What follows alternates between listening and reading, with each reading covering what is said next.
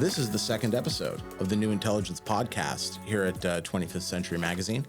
And I have with me Adam Kingsmith of Emotive AI and also Toronto Metropolitan University. You may not know its current name that well, but you should, because it's the one not named after someone who committed genocide. And we're going to be talking about a few more issues, philosophical ideas about artificial intelligence, what it can do, what it can't do, and what developers may be trying to get it to do. So first thing I want to talk about, Adam, is having you introduce yourself a little bit alongside myself, Adam Riggio, the host of the New Intelligence podcast. Good to see you. And content editor at 25th Century Magazine. And so what I'd like you to do, first of all, is tell me a little bit about your project, Emotive AI, and how you think that fits into the greater landscape of artificial intelligence development.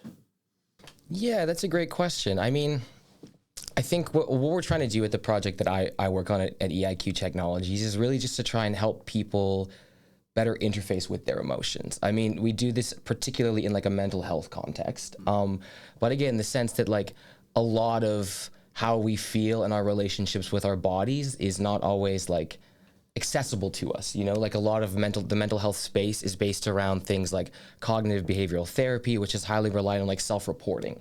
And so one of the things that got me interested in like emotion AI is like, what kinds of things can machines tell us about our bodies? What kinds of questions can we ask machines, and things like biometrics and that kind of technology? So the work I guess that I do is we try and develop tools, algorithms, processes that can kind of help us better understand the processes of the body and how they work. And I think it fits into the larger relationship to emotional AI, because I think the point of effective computing or emotion AI is to build systems that are about understanding and responding to human emotions, not to build machines that have their own emotions. I think there's a big difference there. Yeah, because that's something that I think is one of the many misunderstandings in popular culture that exists about artificial intelligence, is the notion that it's meant to be this technology that creates an intelligence that is the same as humanity but is artificial. And that's not really what's going on, is it? No, definitely not. I mean, even when we think about artificial intelligence, right, it's really like, at least now, what we really mean by AI is just like a long list of prompts, and you just can ask the machine, okay, if you find this thing, do this, and if it's not this, go to the next prompt, you know? And I mean, even things like ChatGPT, they're just like longer, better lists, more complex lists, but they're still just a series of lists, you know? And we don't, the reason it seems so astonishing to us when we interact with something like ChatGPT in a way is because it moves through the list so fast that it produces output something like a human would tell you. Now, I mean, anybody who's played with ChatGPT long enough and critically enough will know that eventually it is the list of the output of someone who is kind of trying to BS you a little bit, potentially, right? But that ability to kind of simulate human thinking and human output, but while the underlying mechanisms doing it is so different from human thought, right? This is something that I think more and more people need to understand about AI and understand about machine learning, so that we can, know precisely what the proper application of it is in our lives, right? So when it comes to your work in this sort of emotional guidance space, right? We know that AI itself in your project isn't about replicating human emotion. We know it's not about replicating the human mind. It's not building a machine learning amygdala, right?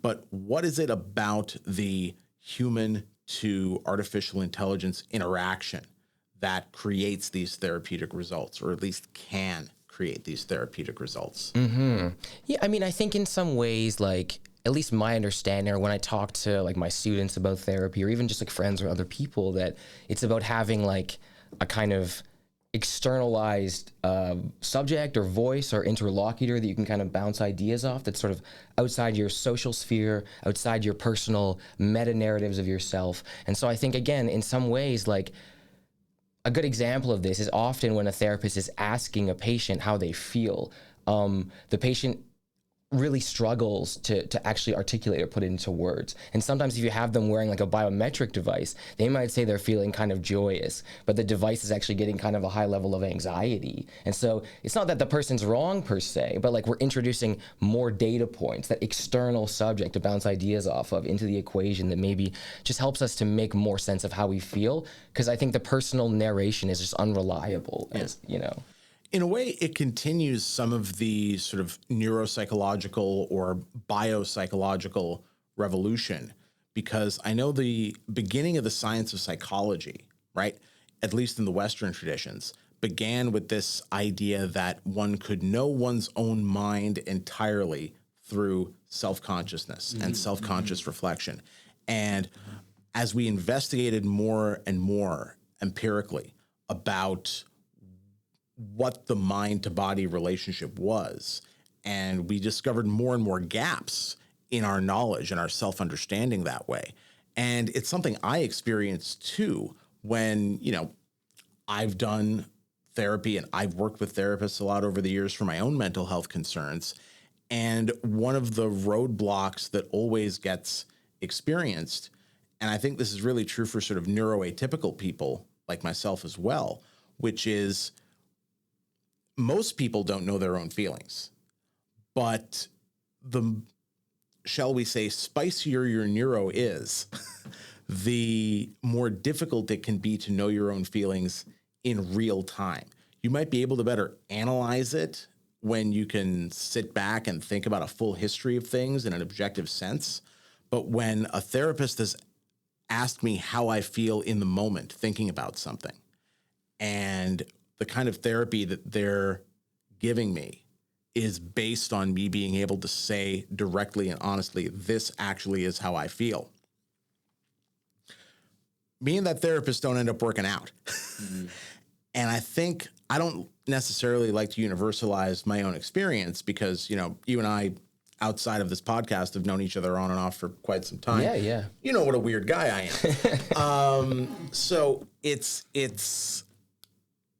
I don't necessarily like to universalize about myself, but I think it is a very common experience, and the science bears this out, that even the most sort of self-consciously attuned people, if I could put it that way, don't always know in the moment what their experience really is. And that's just the matter of there are these autonomic processes in our body that go on, that their regulation and their flows and dynamics have nothing whatsoever to do with the conscious and linguistic and cognitive and social thought processes that we use to express our personalities, right? And so how are some of the things you're developing going to help break through that boundary and connect self-conscious knowledge with these autonomic parts of our body? Well, I mean, I think like there's a lot of potential in this field, which I still think quite a young space, right? Because like, you know, there's the real-time feedback that you're talking about that ideally you can give people like linked up to their biorhythms. Maybe it's monitoring, and so as your heart rate starts to increase, it sends you an alert that you're like entering a certain state. So there's that level, right? But then also you can do kind of like long-term tracking to recognize maybe moods over time. And, you know, get people's sense of how they're feeling over weeks, over months. And so I think there's a lot of potential both kind of in the short-term feedback and the long-term feedback. And one of the things that we've been trying to think through a lot, right, is like the concept of big data can be problematic in this sense because, especially to your example of like being neuroatypical, right? Because a lot of algorithms are set to baselines that would be neurotypical, that would be based on a very kind of particular sense of what the subject is. And, you know, so big data often brings people to bear on average baselines that are based around like a very hyper-normalized understanding of what a healthy human being is. And so we've been trying to think a lot about this idea of like, could you conceptualize something like little data? Could you create like a more boutique relationship to the data that's like like synchronized to your particular biorhythms. So maybe you have to like wear this device for a week as it synchronizes to you before it starts giving you any actual feedback, because we want the baseline to be set to your biorhythms, not to like what the normal biorhythm is, you know? So that kind of stuff I think is quite interesting. And in these early stages, it's almost like the struggle for like creating space for there to be alternative baselines per se, instead of like universal baselines. Yeah, because that seems to be one of the major issues when it comes to any kind of big data analysis, is this race. It's not a race to the bottom per se. It's more of a race to just like the top of the bell curve, the ultimate average. Yeah, race to flatten, exactly. Yeah. And ignoring so many of these small variations. And that is a really loaded topic, because we can look at this in terms of, you know, the therapeutic angle, which is what your project is all about. When it comes to the therapeutic and figuring out how do we provide the necessary feedback about someone's state of mind, state of mental health, state of sort of psychophysical health. And then there is the other question of, you know, what are the political applications of these kind of ideas, which if we talk about that, we're going to be here for a ridiculously long amount of time, and we don't have the studio booked out for that long.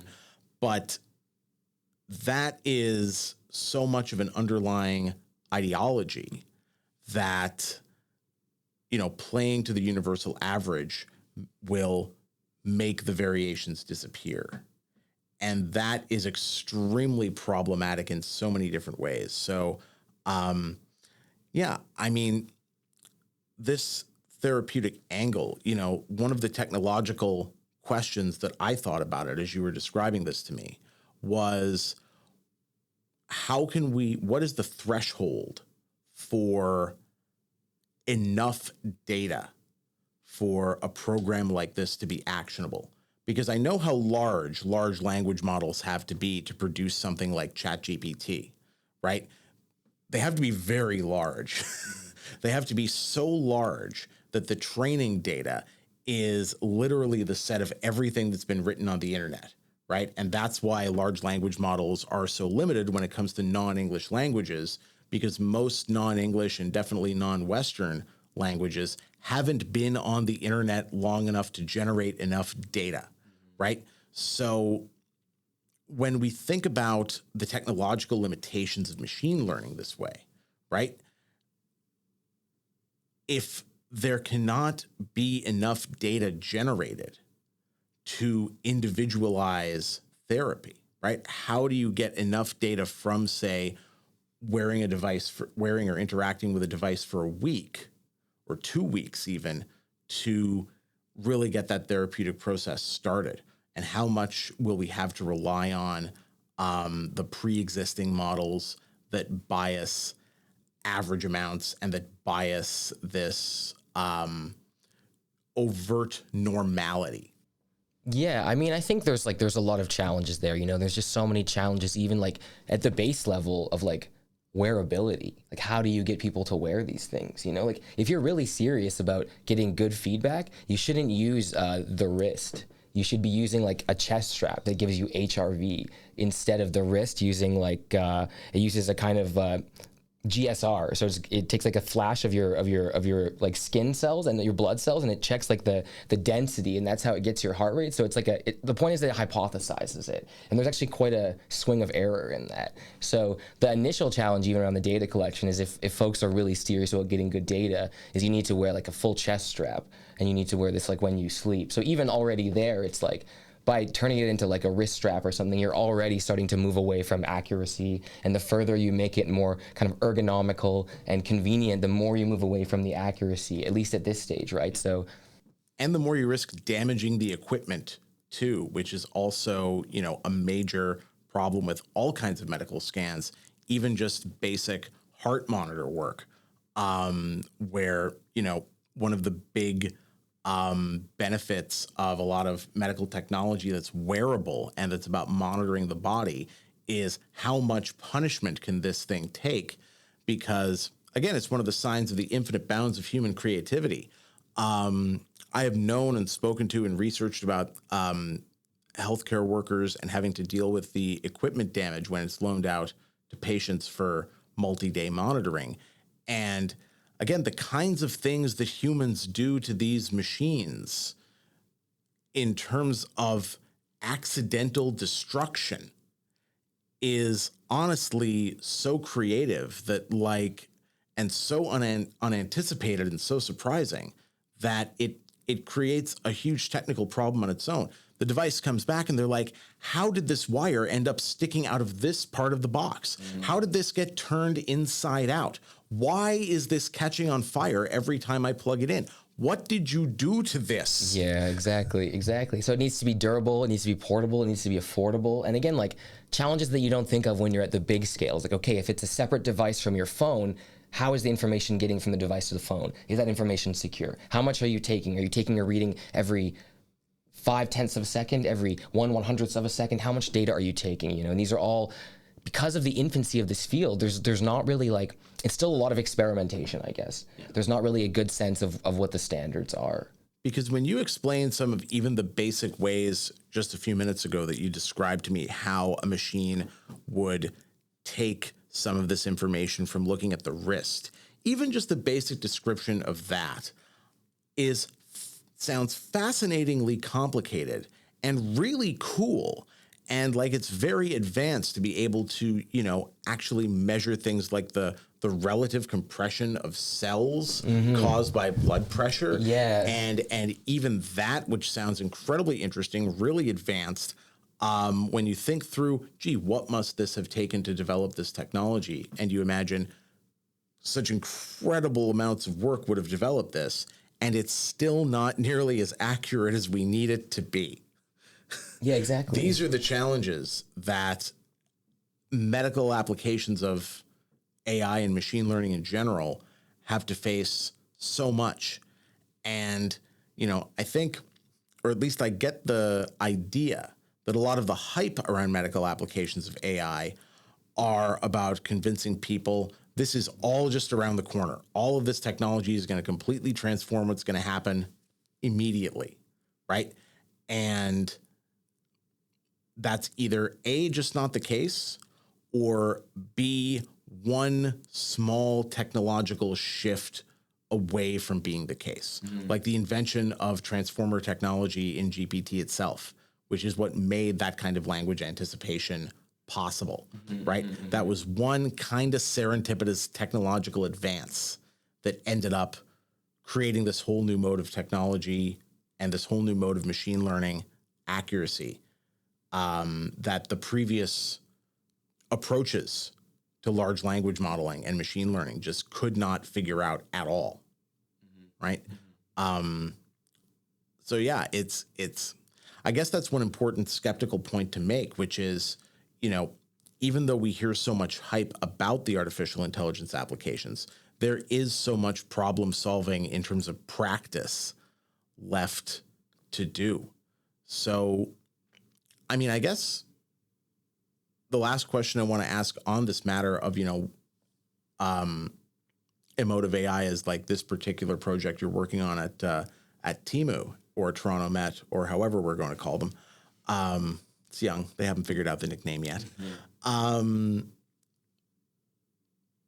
I don't know if you necessarily want to say this in a public venue. How far is it to actionability, and what are your imagined next stages of progress from where you are now to what you can realistically see yourself doing in the next like 6 months, a year-ish?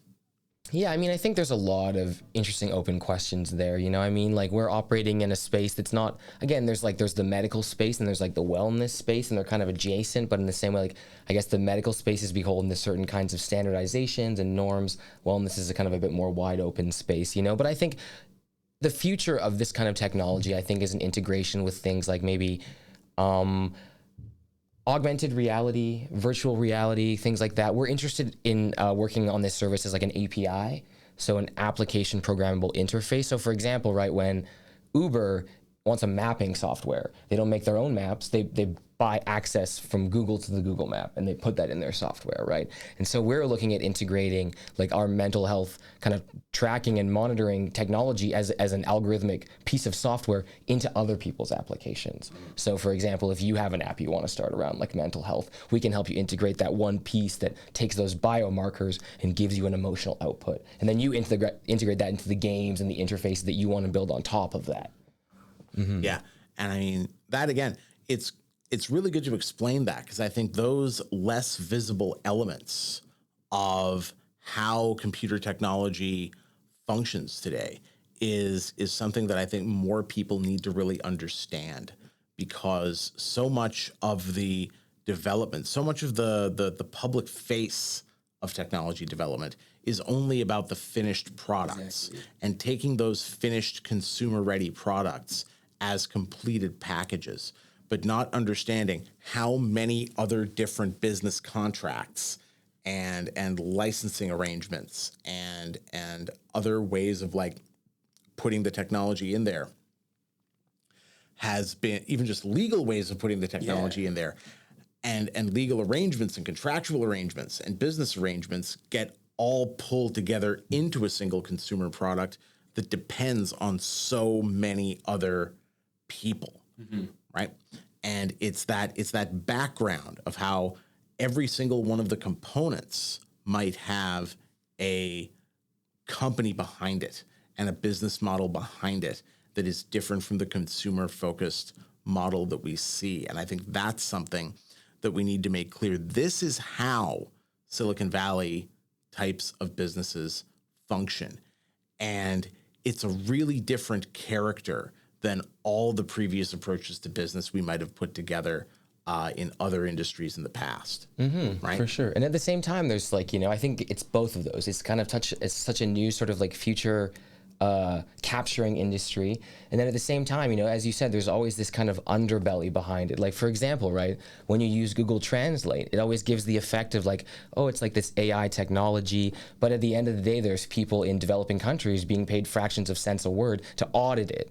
So there's like this big kind of underbelly of alienated labor that is like driving this magical AI front face, this like invisible back end. And even to the example before when we were talking about ChatGPT, I asked it recently, like, how come you type it so it looks like you're a person typing it? Like you type it out slowly, as if you could just offer the text instantly. You don't have to make it seem like you're processing the ideas. And it said that was a design feature to make it appear like you're having more of a conversation with a person. Yeah.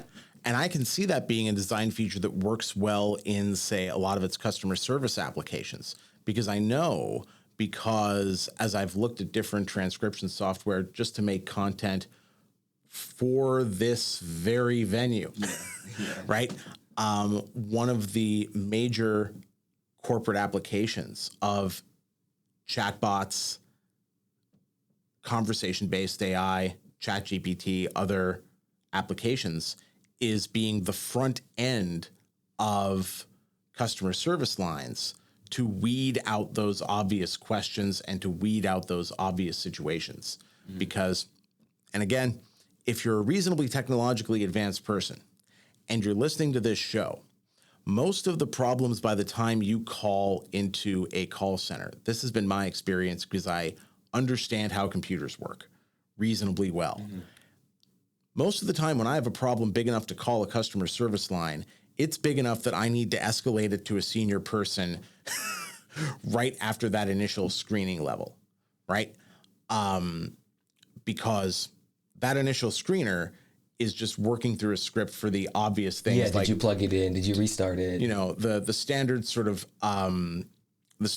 joke about IT's first questions, right? You start the tape rolling, boom. Did you turn it off and on? Is everything plugged in? Yeah, exactly. Is everything plugged into the right places, right? Do you remember what your password is? Yeah, exactly. And those, do you know how to reset a password? And those kinds of questions, right?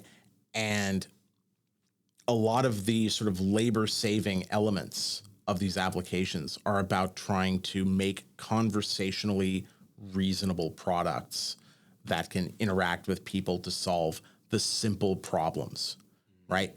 And the issue then becomes, For me personally, the issue then becomes, how soon can I get past this chat bot to the actual people that solve the more complex problems, right? And then the other problem, which is something that I think I will, to a degree, ask every guest about, is how much do the real limitations of the product match up with what an executive looking to employ the product in their company want to use it for, right? Because, again, a lot of the applications are pretty limited. A lot of the ways it can interact are not for the most advanced problems. It doesn't necessarily need to interact with the most advanced problems, right?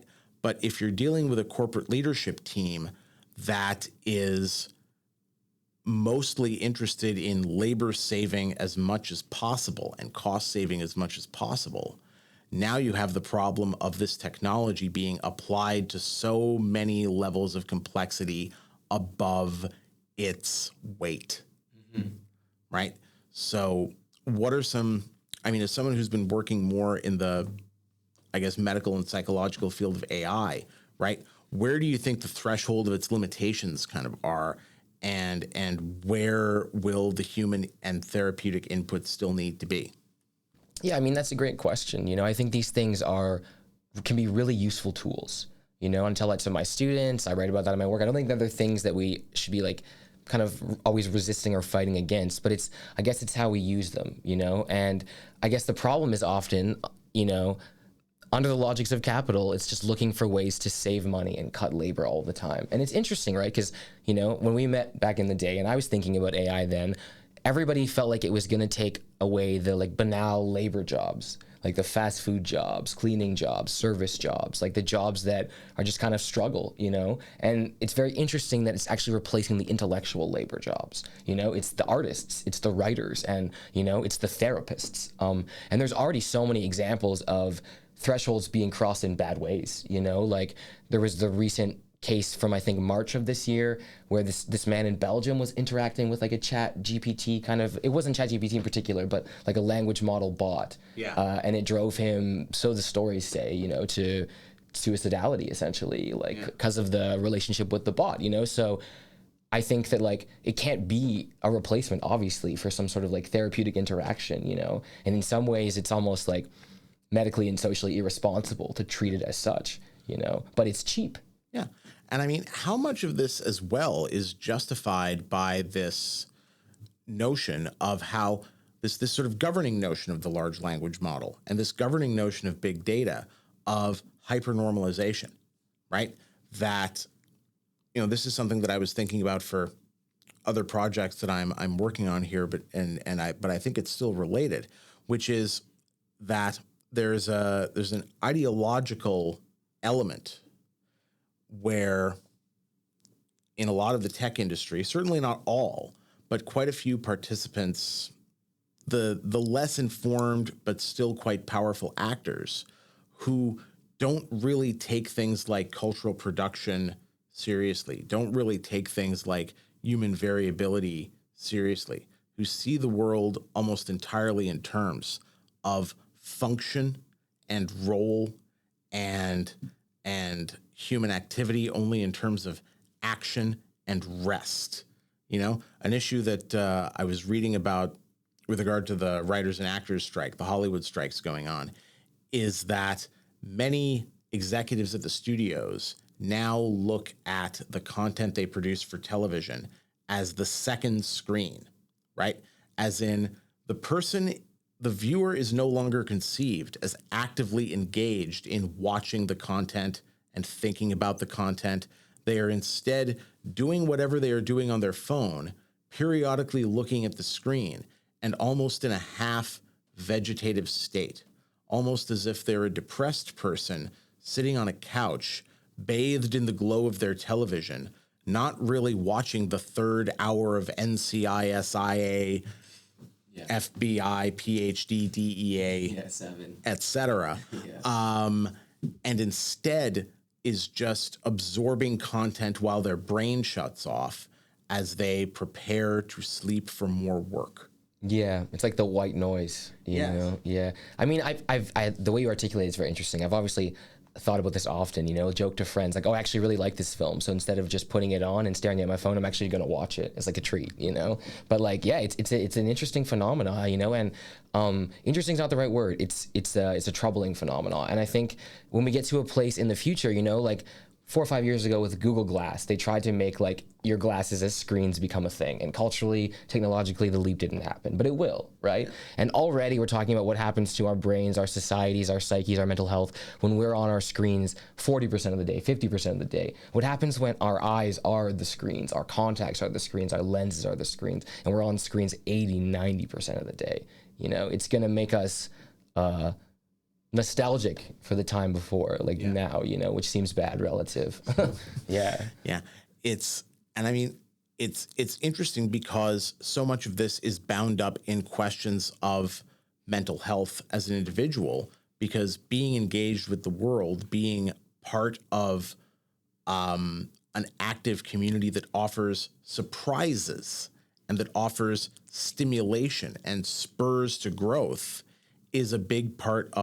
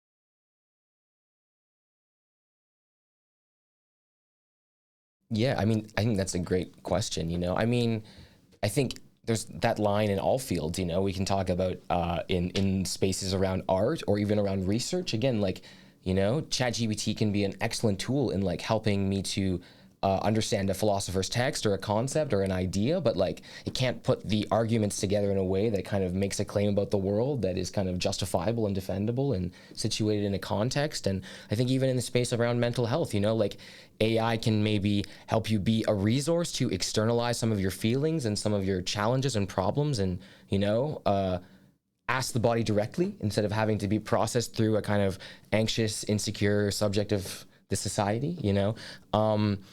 But yeah, I mean, at the end of the day, like it just brings me back to what you were saying before around the word community, you know, and these larger problems that I think are existing. And I think like the loss of creativity and the loss of the desire to kind of want to be in the world is a natural outcome of a society in which our communities have been replaced by social media networks, you know, and like that is what community is now. So community is this deeply alienating, individuating experience.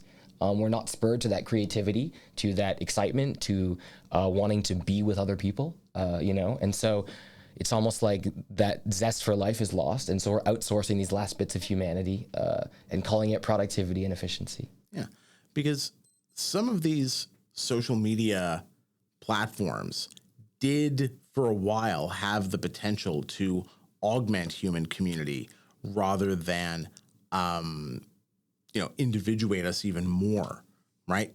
And we can, there will be other podcasts where we can dig into the history of this in more detail, but it seems to me when I look at the development of these technologies and the human role in them, and how technology conditions our world,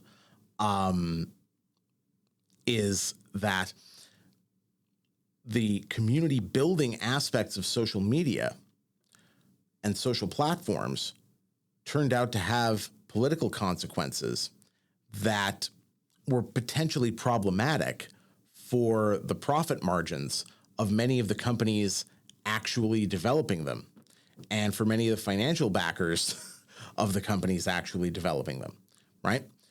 One of the big epochal moments of social platform networking was the revolutionary era of the early 2010s, right? And the blowback to that was algorithmic changes in how the platforms were applied that much more fragmented people and individuated them. And the sort of next epoch was this kind of counter-revolution of aggressive voices becoming the most powerful on platforms, and of platforms being more about siloing people and fomenting conflict that became increasingly unsolvable, right? And putting people in contact with folks from different perspectives only in context, or increasingly in context, I guess I should say, because this is all about, when it comes to big data and large amounts of information, it's all about tendencies rather than absolutes. But the tendency tends more to expose you to just enough of a different perspective to make you mad at it, rather than to try to make you understand it. Yeah, for sure. It's like an attention economy, right? An outrage and anger that drives clicks, that drives frustration. Even on the way over here, I was listening to a podcast this morning about like increased polarization in Canada, and how it's like, even when people would chat in like the House of Commons, it used to be much more civil and you'd try and negotiate, but now that everyone's being filmed and trying to create sound clips for like TikTok and Instagram for their constituents, everyone's just getting one-liners and being super zippy, and it's just creating this place where already a place that was quite devoid of meaningful political discourse has now become totally stripped of it. And it's just a series of individual influencer performer politicians jostling, for better position. And it becomes difficult to know what a person's actual thoughts are when they have an interest in the attention economy, right? Like, one of the things about these politicians and these influencers is that I don't think they ever really say, when they're being recorded, what they actually believe or think and what their actual opinions are. Some of them are honest about this, but I think quite a few operators in this space just kind of have their sound bites that are engineered to get the most algorithmic attention, and to get the algorithms to pick up on the attention that is generated organically by the emotions of rage. But the actual substance of what they would do remains hidden, right?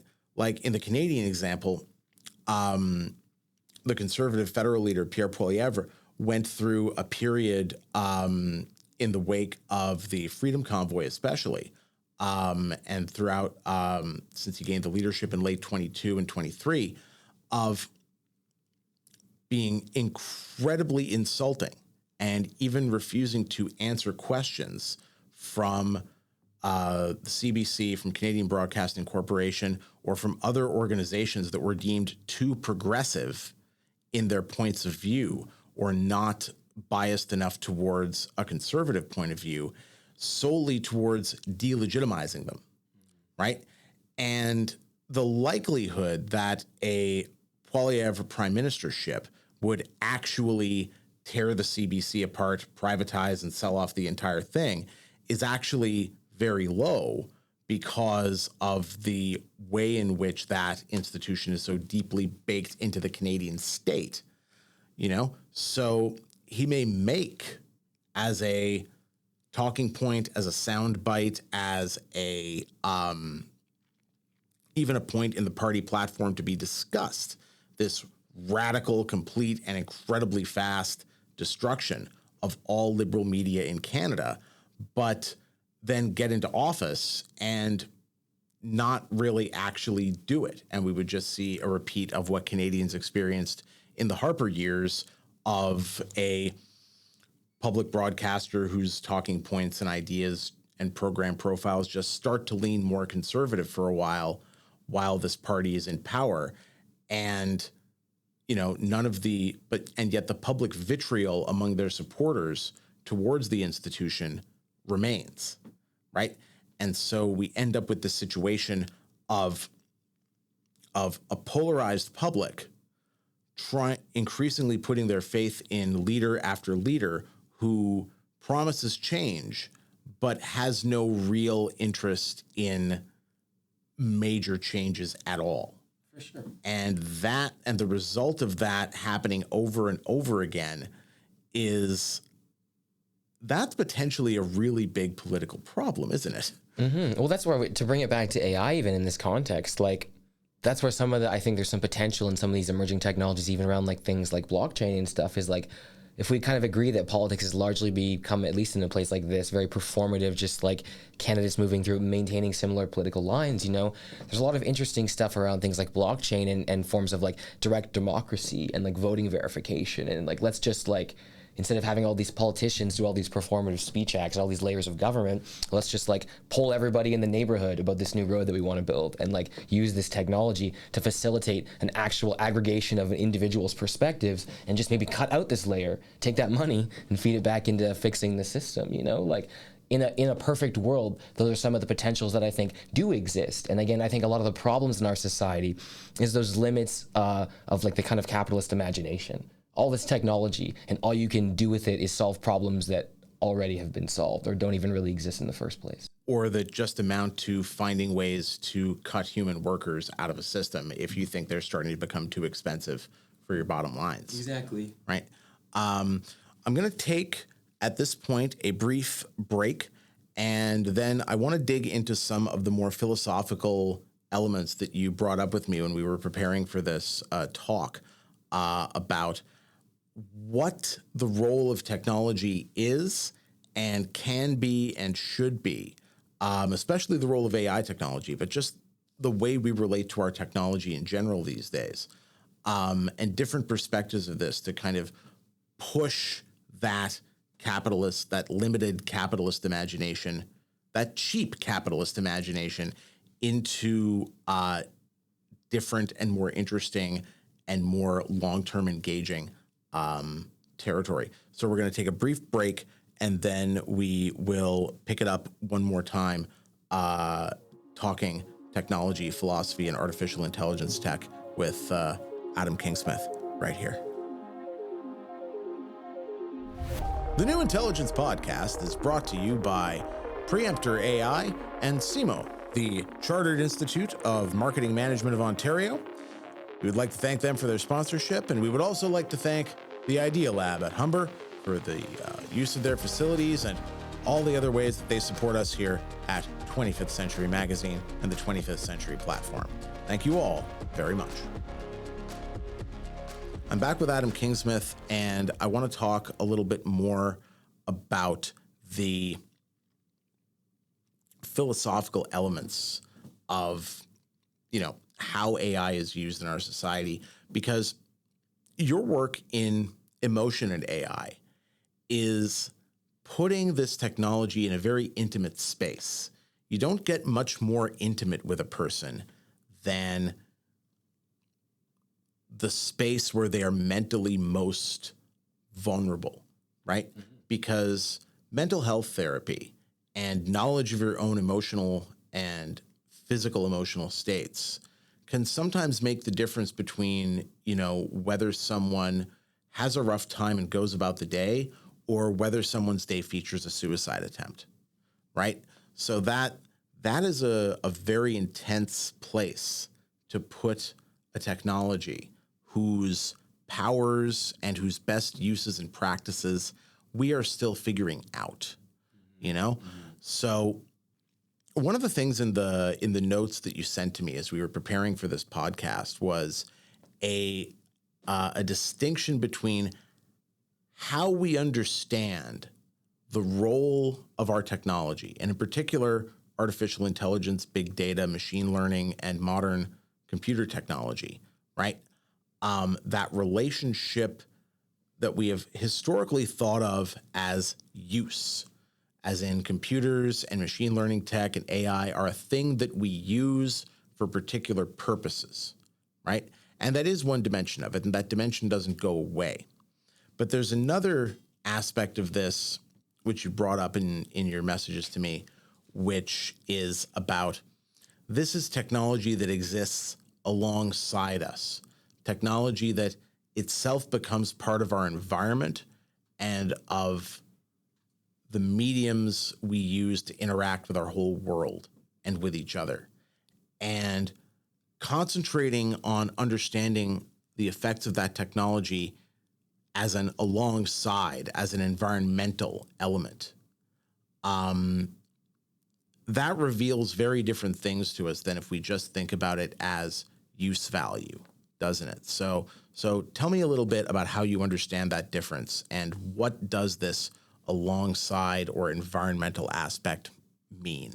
Yeah, I mean, I think the conventional way of thinking about technology is as a tool, as something that we kind of use that extends like humans' capacity to accomplish like a task, And I think when we're thinking about these much more complex forms of technology, and again, if we use the kind of much more broad term around technology, that's kind of Foucauldian sense of technologies are just things that help humans navigate the world. Language is a technology, So if we think about technology as in that sense, if we think about digital tech in the way we think about language as a tech, we think of it more maybe less of a thing that we use and more of a thing that we kind of co-constitute spaces with, or again, live alongside, like, because they're kind of always there and not just operating, but creating maybe mirror and feedback effects that kind of make us change our perspectives and think about how we see the world. We've talked a little bit about how technology fragments public spheres and public discourses. Those are material examples of the technology enacting on the society in a way that's not just passive.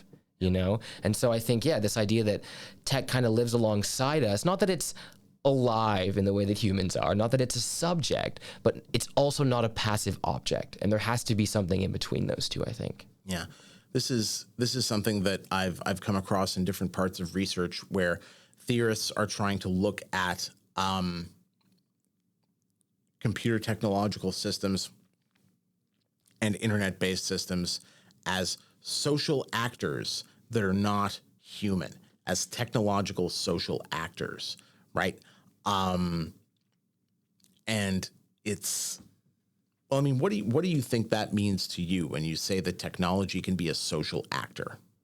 Yeah, I mean, I think I guess it opens up some questions around like intentionality, maybe, that I think are interesting. Like, do you have to have intent to be an actor, I wonder? Because I think if we say no, or if we say it can be ambiguous, then I think technology is a social actor in the way that it can help it structures perceptions of the world and how we are in it. It's not just something that kind of like affects the world. It's something that can fundamentally change how we imagine it. And so I think in that sense, it sort of is a social actor. It has an influence on the social world that exists beyond the intended influences of the human operators or interfacers. Yeah, because I mean, this is true about humans as well, right? Many of the effects that we as people have on not just the wider social world and our communities, but even just in the small scales of our interpersonal relationships, we are always dealing with the effects that are beyond the intentions of our actions. Whole genres of comedy, television, and art and writing are about navigating the unintentional effects of what we intentionally try to do and our intentional plans in society. I mean, this is Larry David's entire message to the world. Exactly. The fact that so much of our society and so much of our time being a person is spent navigating all of these unintentional and unintended consequences. So even though the ordinary meaning of the term actor implies I am acting, there is an intention in what I am doing, right? And the purpose of my action is unified with the intention, right? The effects of what you're doing and the power that your action has goes beyond your intention in ways that you often couldn't even conceive, right? Maybe you couldn't conceive of it because you aren't aware or can't really think of what a potential social reaction of another person could be, given their perspective, given their character, given their history, right? I don't think either of us or any of us listening or watching have to look far back in our memories to think about occasions where we've interacted with someone, whether it's a stranger or someone we know reasonably well, and we've said something or done something that we're pretty sure would be received in a certain way, and they have received it in an utterly different way entirely, right? And that's just dealing with other humans. So that example, that dimension of human life to me immediately takes apart this notion that action and intention have to go together. So now that we've broken apart action and intention, how do we trace social actions in terms of their effects and their causality, right? Causality becomes the real dimension here that matters, right? And I'm going to give you an example of this that literally comes from my reading of just a couple days ago, an article about this came from Pitchfork Media, an article about the boom in the United States in Spanish language, Latin, pop, and rap music, particularly genres that have been exclusive to Mexican culture for decades, but that are gaining increasing amounts of listeners in the United States because not of any humans seeking them out, or not because of any human record executives or leaders of touring companies coming up with new angles and new artists to promote. It's actually just because when the recommendation algorithms of streaming services look at people's history and they look at, say, Latin-tinged pop music or Latin-tinged rock music that people might listen to, which in the United States has been mainstream in Anglo-American culture since the 90s, right? That if you listen to some of that, it will start saying, if you like this kind of Latin music, maybe you'll like this other kind of Latin music, and bringing you into a path of increasing divergence from whatever form of music you were listening to before. And next thing you know, you are listening to music that by conventional or old-fashioned means of distribution, you would never have even thought to listen to before. People who did not even consider trumpets to be part of pop music are now listening to, semi-traditional narco corrido songs from northern Mexico in Spanish that they've never heard before in their lives and that they never would have otherwise been exposed to, because a recommendation engine began saying, here's some tangentially related but still close by artists and content, and getting just like slightly different divergent content in this direction as people keep enjoying what they're listening to in that direction. And that's a whole vector of cultural discovery that happens entirely because an algorithm was designed to recommend, if you like this kind of thing, here's something you haven't heard yet, but is similar. And increasing similarities eventually add up to a very, very large difference. And you have what essentially is the kind of social transformation that 30 years ago would have been a once in a generation thing, right? Entirely conditioned by the programming of a machine learning algorithm by a relatively low level artificial intelligence. And that's my long-winded example of saying this might be the kind of social action we are talking about. A machine that literally does not have intentions, that only has programmed interactions for the purpose of keeping people listening to music or listening to content on an app for longer and longer and more often. In some ways, this is just an intensification of a kind of classic like marketing logic around like nudging, though, right? How do you get people to think that the things they want, it was their idea that they wanted it, right? And there's a lot of research that's been done into what YouTube did maybe 7 or 8 years ago, was they changed the logic of their algorithms so it no longer preferenced trying to get the most views, but actually trying to get people to watch the video for the longest amount of time. And when they changed that logic in the recommender algorithm, what they found is these rabbit holes people were getting pulled into were becoming like more and more right-wing and conspiratorial, because the kind of algorithm was unfolding in this unintended way, where it kind of really altered people's perception of the world. So it's interesting in relation to your example, which speaks to like an opening up of cultural possibilities, where most of the examples when I think or have seen of this is often like a closing or a siloing, you know? So it's just a good reminder that they can kind of both be happening at once, you know? And it brings back that question of intention again, right? Like, if I'm being nudged in my targeted advertisements on social media to desire a certain product, like when I buy that product, how much of that is my desire in the first place? It's almost like, isn't the algorithm actually the active social agent there because it's driving me to buy the thing? And am I not the passive social agent there because I'm just following the prompts and doing what I'm told? Yeah. And yet this conversation has been had about advertising and marketing since it was first created. Exactly. Right? Because what is it? It's messaging on behalf of the corporation with a corporate interest in taking a reasonable amount of our money, and then moving that intensification into making messages that sort of nudge you in that direction to be more likely to buy this product rather than this other product, or to be more likely to start buying these types of products when you may never have thought you needed them before, right?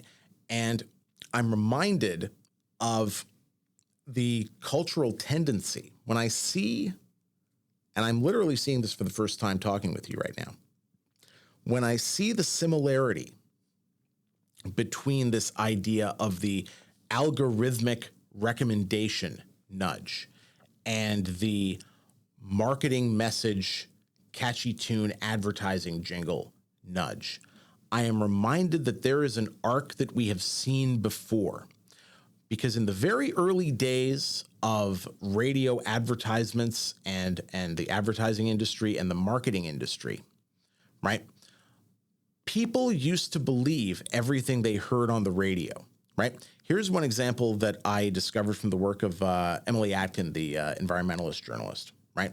She was doing an investigation of the widespread belief in gas stoves and natural gas stoves as being the best type of stove there is. When you actually study and compare, modern induction stoves with, the old incandescent induction style burner stoves with gas flame stoves, right? The only real immediate benefit of the gas stove over all the other ones was that you flick the knob on the gas stove and you can take it to the exact temperature that you want and intensity of heat that you want almost immediately, which is why I think it's preferred in the short order cook industry. Whereas the other ones take time to heat up. But everything else about like energy efficiency and overall quality of product is better, right? And yet there is a common belief in North America especially that gas is always more efficient, that gas cooking and gas flame is always better. And Atkin found that this was rooted in a radio advertising campaign from the 1930s that originated the phrase, "Now you're cooking with gas." This phrase that has now become an idiom in English for just generally being like successful, turning it up, efficient, pumping up the intensity, doing something really well, right? That was literally just Bob Hope being paid to record 30-second long advertisements that featured him saying that in his voice at the height of like Bob Hope fame. Like Road to Zanzibar just came out and he's doing these gas stove advertisements, and it's early enough in the history of advertising that nobody knows how to be skeptical of advertising yet. And I think we are in a similar stage of AI-enabled nudging where people are only just beginning to figure out how to be skeptical of the recommendation algorithm, right? Because now we hear, one of the reasons that advertising agencies are kind of in a crisis right now, and they're losing a lot of clientele, and agencies tend to be, people tend to be questioning the effectiveness of ad campaigns in conventional circles is that there's a critical mass of people in our society who, when they see advertisements, they know that these are biased messages. They know that these are just messages specifically designed to sell you a product. And so unless it is the something they're already organically interested in, they turn off, right? And it's interesting because I can watch my children interact with advertisements now, and I see the much more naive way that small children interact with advertisements. And as they get older, they learn that these things are not necessarily true, right? But when we were first exposed to the medium, we didn't know how to be skeptical. And I think we're just in an era where recommendation algorithms and AI interactions are particularly persuasive to us because they are new enough technology that we have not figured out how to be skeptical towards them yet and how that skepticism works. And that was a much longer discussion on my part, or rant on my part, than I think I was planning to say. But, I think if we're going to talk about, the power of algorithms in our society, I think we have to have a sense of empowering ourselves, and how education about these things can empower ourselves to kind of, fight back against simply being passive against them. No, for sure. I mean, I think the media literacy question is a really important one, or the AI literacy question, or, how people interface and situate these technologies in contexts. I mean, one of the other things we were talking about in some of those notes, right, was again this idea around, so okay, if we say that the machine or machines or these technologies live, let's say, alongside us, and they're not just these tools that kind of, we just use at our will, that are passive, and we want to talk about emotion AI, this question of around, like, let's say empathy, right? And like, okay, does a machine have empathy, and what does that mean? And there's this question of maybe a genuine empathy versus a simulated empathy. And so does the machine have a genuine empathy in the sense that it can kind of interpret your emotional state and give you prescriptions? Maybe not, but maybe it can have a simulated empathy in the sense that it can give you some of that feedback. And that can be a really great positive development if you have good media literacy. Because then you can situate that feedback, recognize that it's still simulated, right? But a mirror giving you simulated, diffracted, bent backwards feedback is still useful in fixing yourself up on the way out the door, But you just can't take it as a one-to-one representation of reality. Then it's not going to be useful because you'll see that the lettering on your shirt is backwards, Yeah. Exactly. I mean, that's one of the things I really want to capture, and talk about a little bit more, this idea of to what degree and to what level of accuracy can an artificial intelligence software, mimic empathy? Because if we're going to look at, what's going on under the hood and what these machines are, they are inherently different from the way humans are built, especially on emotional questions, right? Human emotion is more a neurochemical issue than anything else, and a perceptual motor issue than anything else, right? There is no machine learning process that is equivalent to the neurochemistry of the amygdala and its associated systems and effects on the rest of our brains and bodies, right? What there is software systems that analyze enormous amounts of data for correlations that can better attune their responses to your emotional expressions such that you learn something important and actionable from those expressions. And maybe those mirrors and those mimics, the best way to use them for mental health and therapy related applications is as this kind of feedback mirror for your own self-understanding. Because again, one of the myths of AI is that they are replicating and building something superior to humans.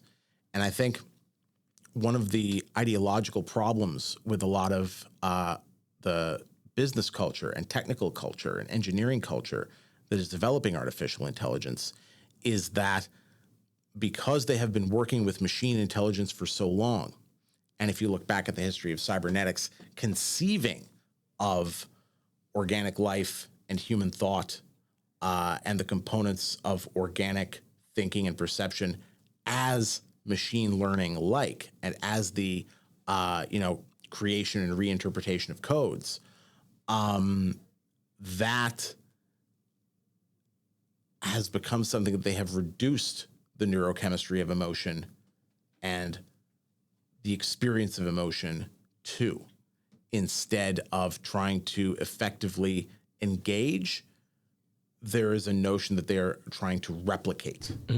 Exactly. And it's, again, the question of like, how can we effectively code emotion and subjectivity into AI and consciousness when we can't even articulate and verbalize what those things are? How could you possibly make an algorithm for it? I always give the example to my students of like, describe how to walk.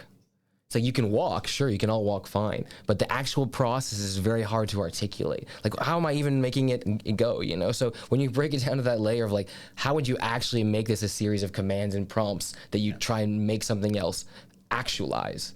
If we, how would you reduce consciousness to that, If we can't even do that in language, how are we can do that in code? Yeah. And it's because the code itself, at the very least, like, machine learning code, because it's one thing to look at, say, genetic codes and protein structures and the interaction between protein structures as being, codes articulated at different macro and micro levels, and there being parallelisms of structure between, say, DNA and proteins, and parallelisms of structure between DNA, proteins, and all of the systems that produce our sort of phenotypical traits, right? Your height, the shape of our beards, our hair, our nose shape, skin color, propensity to develop heart disease by the time we hit 75, right? All of those traits, right? There are ways in which we can understand that as codes interacting with codes, interacting with codes. But the question is, are we accidentally, in our understanding of this, oversimplifying the code-based nature of certain aspects of human life and of, as I was saying on the last episode of the podcast, organic life? I'm not even talking about the humans. Because let's be fair, if we're talking about emotions, we're talking about like basically every animal. Yeah. For sure. Yeah. I mean, I think it's an interesting challenge. It's an interesting space, like there's so much potential there in that integration of these things that don't often make sense to go together, right? This like hyper rational imagined logic of the machine world and the sort of irrational flows of emotive space, And I think trying to combine those things, it often feels like a water and oil type problem where you're sort of like, how do you actually get these things to work together in symbiotic ways that aren't flattening? Right? Because the act of processing, interpreting is always going to reduce complexity. The act of us both trying now to use language to describe our thoughts is already reducing what we're thinking, And I wonder how much of that reduction is taking place in this space too. And, the challenge is always like, it has to almost evolve in tandem with some of the technical limits and capacities at a material level too. Like we said before, like the tech has to be cheap and durable and affordable and ergonomic. And if it isn't those things, like, there's a threshold and people won't take it up. Yeah. You're just not going to get the data necessary if the sheer inconvenience of getting the data becomes so cumbersome that we can't take this on without already being incredibly emotionally committed to it, even just simple things like securing a podcast guest is sometimes a complex negotiation between building enthusiasm and convenience, right? Some people are willing to, drive across town in ridiculous traffic to get to a recording session on time. And some people are like, no, right? And that's something that every podcast host goes through, especially when they're working out of a fixed studio.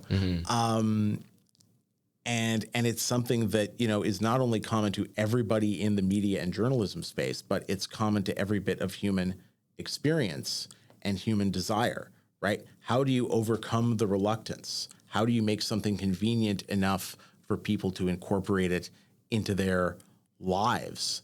And something as tricky and difficult as trying to build an AI system that can convincingly act in an empathetic way. Like, there might be so much data that you need to collect for that. And you have to be so careful about how all of it is interpreted.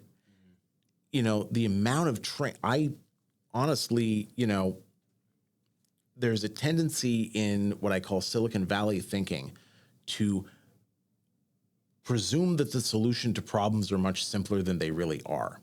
You know, an example that I can think of is some of the failures around the Sidewalk Labs project here in Toronto, where we filmed the new intelligence and where we are all based, which was Google's attempt to build a smart city that would have been incredibly convenient for everyone, but involved so many embedded sensors in the architecture of the community that it amounted to, number one, a hilariously intense invasion of privacy if the whole thing had actually been built. And number two, just, you know, yes, it would have been convenient, but there were so many other issues about potentially being, you know, people who did not have the means to participate in sharing data being shut out of the community was another issue too. Well, I think this for me is the primary question always, right? It's just like the future is already here, right? It's just not evenly distributed, you know? Like the films that we grew up watching, all those science fiction films, are set now in the 2020s, you know? We have many of the technologies that those films like could only imagine. The problem is just that we all don't have access to those things, right? Yeah, it's just, yeah, there's like those inequities and those hierarchies are just being remapped onto this space. Yeah. And it's, you know, it's the thing that I want to touch on when it comes to the question of empathy, especially in what will be the last probably 15 minutes of the show or so, is this question of, you brought up, and I hate to say it because this means that, you know, it's the inevitable thing that always gets talked about when it comes to artificial intelligence. It's the test, right? Yeah. And I'm going to say it right now. I don't believe in the test anymore. I don't believe that the test is a real sign that there is intelligence going on in there, right? Mainly because I have seen the results of systems like ChatGPT that are kind of able to pass various versions of the Turing test. And there's a lot of versions of the Turing test, a lot of interpretations of what Alan Turing actually defined as the test. I have seen some interpretations that are simply like, can you act enough like a human for someone to be able to tell the difference in the meantime? Or can you actively form the intention to deceive a human about who you are? Right. And other kinds of interpretations like that. Or in this case, can you build a system that is so good at mimicking empathy that a human cannot tell the difference, is one question. And the second question is such a good mimic of empathy itself an empathetic agent? I want your thoughts on the second question first. I mean, I would say yes. I would say if you can't tell the difference, there probably isn't one. And I think, especially in this context where it's like people's everyday lives are already, I would say, probably experiencing less and less empathy in their kind of everyday world than they would even 10, 30, 40 years ago, right?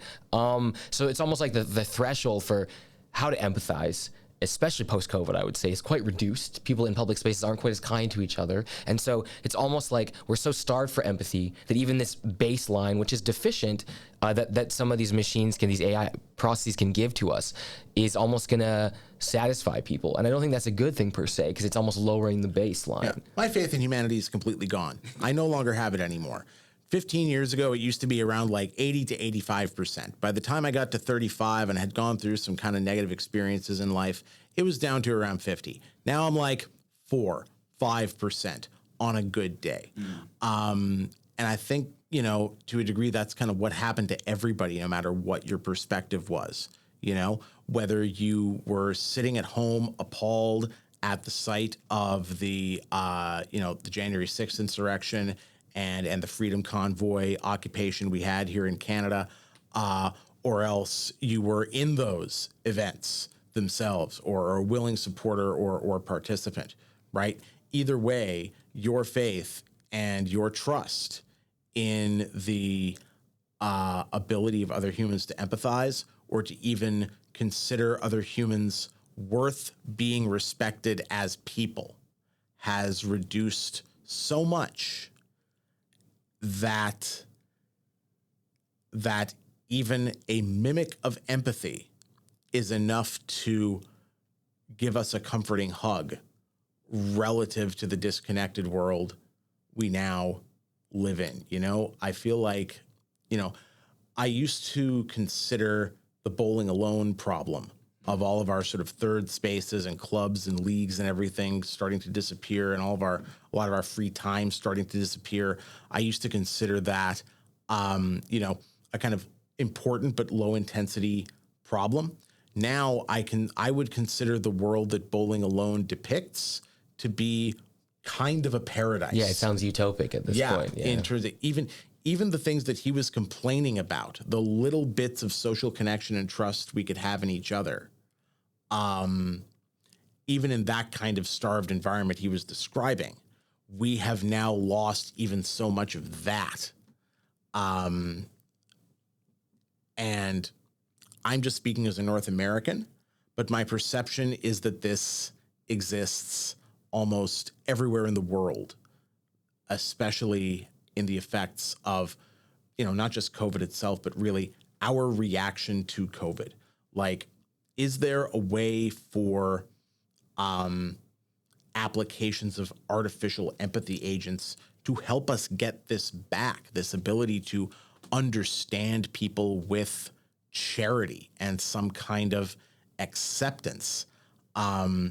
Because to me, the real problem is sort of like, who is going to back down first, right? Who is going to back down first? Because there's a kind of confrontation between all of us in society now, especially as we've landed on different sides of these different divisions. It's not so much about doing whatever it takes to come together, because, if for example, you have a family full of queer people, right? A non-binary kid, a pansexual spouse, a gay uncle in like the longest long-term relationship you can possibly imagine. Can you come back together in some kind of social solidarity with a person who believes that all of those people need to be destroyed without them being the one to back down first?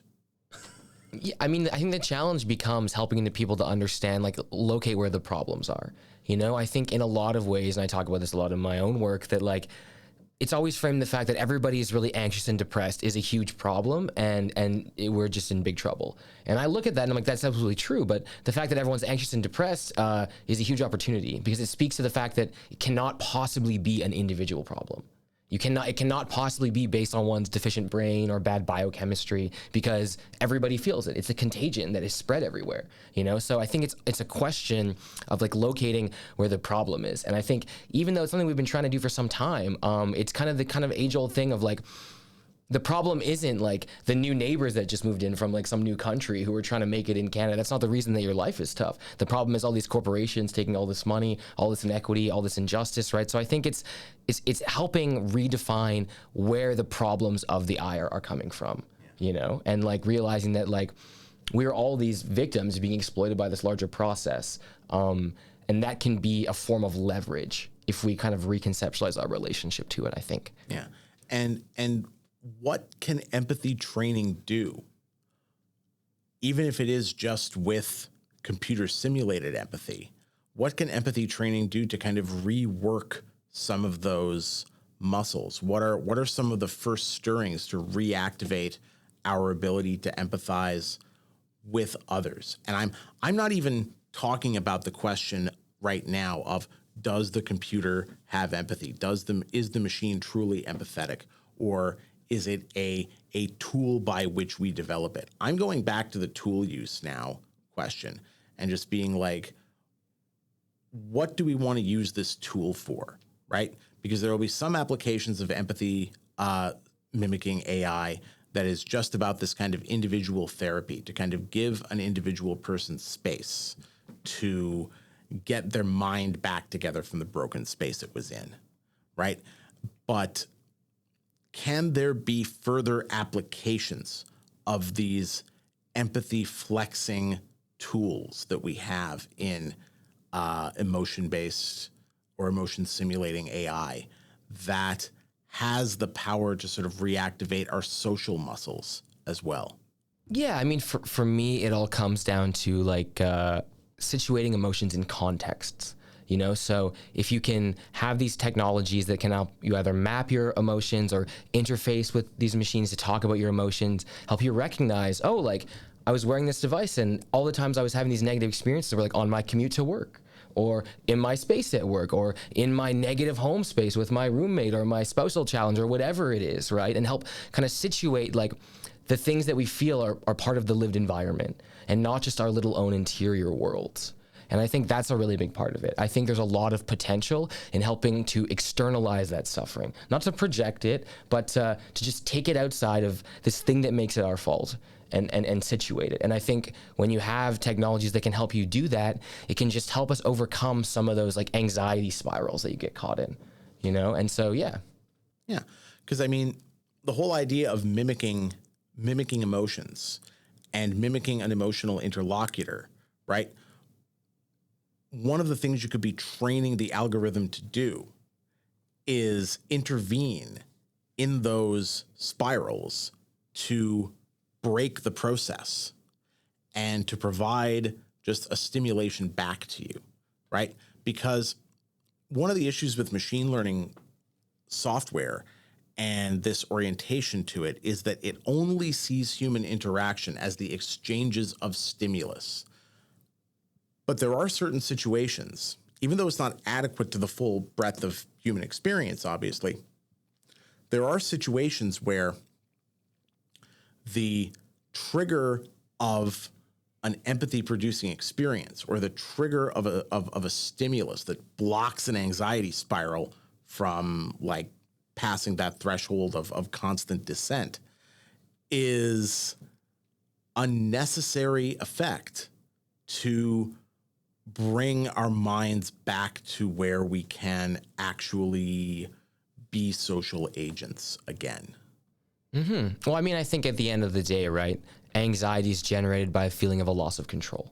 And so if we have technologies that can help generate a sense of control, both in our everyday lives around like the tasks that we have and our families and our home lives, but then also pushing it to that larger social context, the control over the decline of our health systems and political systems and economic inequality and climate change. And, you know, if we can also leverage control over those things as well. For sure. All of these things can be are extremely necessary. And I mean, I hope I've at least given you a good idea now to apply an empathy system, or that we've helped develop a good idea to apply an empathy system here, and to see its uses not just as individual therapy, but also as a form of social healing to bring us back from the hateful attitudes that that many of us have embraced. And from the, you know, on one hand, the hateful attitudes, and on the other hand, the hopeless attitudes, because sometimes the hatefulness and the hopelessness articulate each other in the same way, which is rage. And so they become indistinguishable. But just like understanding artificial intelligence properly, you need to understand better what's going on underneath the surface appearance of, say, an AI application, like we said earlier, are tens or maybe even hundreds of different companies developing small different components and contributing all those components to a larger, more complicated assemblage, right? And in the same way, right, all of these components of our personalities and the software architecture we get to help manage them are these elements that these extra elements of complexity under our seeming unity on the surface, and the extra causes that we don't see. Yeah. Well, I think we have now run out of time and come to something of a natural conclusion for this podcast. So I want to thank you, Adam Kingsmith, for coming by. I know it was especially convenient for you. Yeah, if we can go back to I the was original. teaching on campus today, but yeah, thank you for having me. It was great to be here and to have this conversation. Yeah, of course. And I'll be glad to have you back. Anytime it's convenient, we can get good topics and good times for it. Thank you so much. New Intelligence Podcast. You've been listening to it and or watching it, and it is available through 25th Century, the magazine, the website, the platform, the concept, all of that. Thank you all very much. And my name is Adam Riggio, your host, and thank you all for being here and paying what little attention you did.